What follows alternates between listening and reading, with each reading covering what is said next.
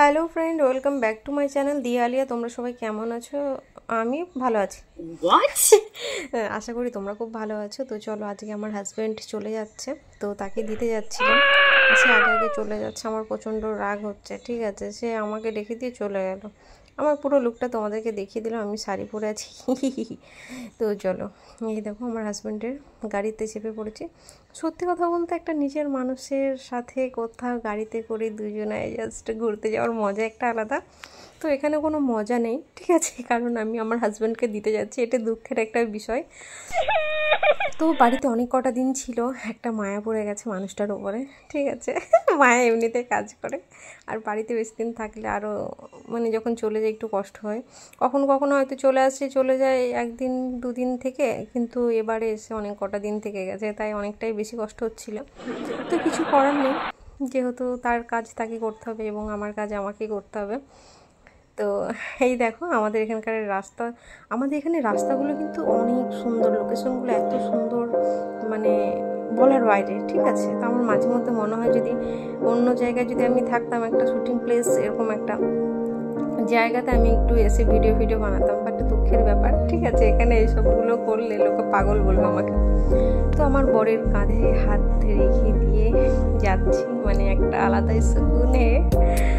চলো, এই দেখো এই যে জায়গাগুলো এত সুন্দর লাগে, আমার জায়গাগুলো সত্যি অসাধারণ, জায়গাগুলো সুন্দর।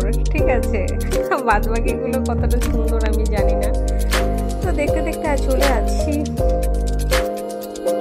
অনেক বছর হয়ে গেছে। এই দেখো এই জায়গাটা আমার এত সুন্দর লাগে, তোমাদেরকে কি বলবো, আমি কতটা দেখাতে পারছি বা বোঝাতে পারছি আমি জানি না।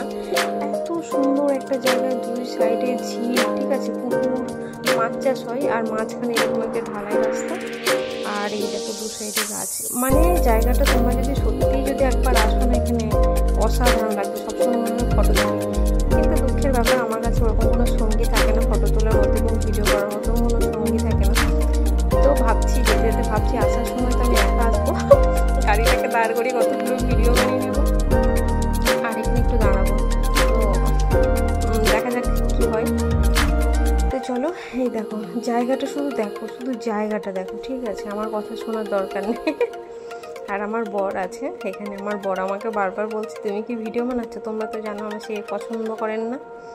তো আমি বলছি না না, ভিডিও বানাচ্ছি না। সে বলে যদি ভিডিও করে থাকো তাহলে বন্ধ করো, আমার এগুলো পছন্দ হয় না। আমি বলছি না না, আমি ভিডিও করছি না। তো লুকিয়ে লুকিয়ে ভিডিও বানাচ্ছি। ঠিক আছে, ও খুব একটা জানেও না। তো এই তো দেখো, শুধু জায়গাটাকে দেখো, অসাধারণ একটা জায়গা। আমরা চলে এসেছি তার একদম কাছে, এবার তাকে নেমে যেতে হবে। তো একটা জায়গায় দাঁড়াবো, পুরোটা ভিডিও বানাতে পারি না ওনার জন্যই। তো এই দেখো উনি চলে যাচ্ছেন এবার।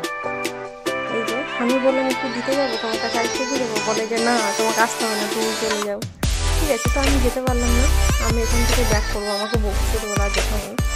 তো আমি ওখানে চলেছে যে জায়গাটা তোমাদেরকে দেখাচ্ছিলাম, খুব সুন্দর জায়গা, ওখানে একটু দাঁড়িয়ে এই দেখো একটু জল খেয়ে নেবো এখানে, আর কতগুলো ভিডিও বানাবো বলছিলাম, তো বানিয়ে নেবো। কারণ এখন আমি পুরো ফাঁকা, কেউ নেই, রাস্তা আশেপাশে দেখছিলাম বারবার, দেখি আছে কেন, দেখি কেউ নেই। তো গলাটা অনেক শুকিয়ে গেছে, তো জলও খেয়ে নিলাম। জল খাওয়ার পরে কতগুলো ভিডিও বানাবো, বানিয়ে তারপর এখান থেকে যাব। বুঝতে পারলে একা আছি, আরেকটা যদি কেউ থাকতো সাথে তাহলে অনেক মজা হতো, আশা করি অনেকগুলো ভিডিও বানাতাম। কিন্তু দুঃখের ব্যাপার আমি একা আছি। জলের বোতলটা রাখি, ঠিক আছে, আশেপাশে